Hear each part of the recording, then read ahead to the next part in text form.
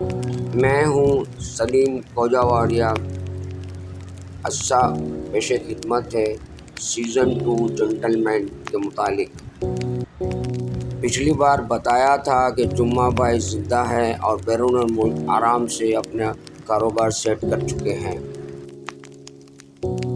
اور یہ بھی بتایا تھا کہ کمشنر کی جگہ پر نیا کمشنر آ جاتا ہے اور اس کے متعلق تحقیقات شروع کرا دیتا ہے۔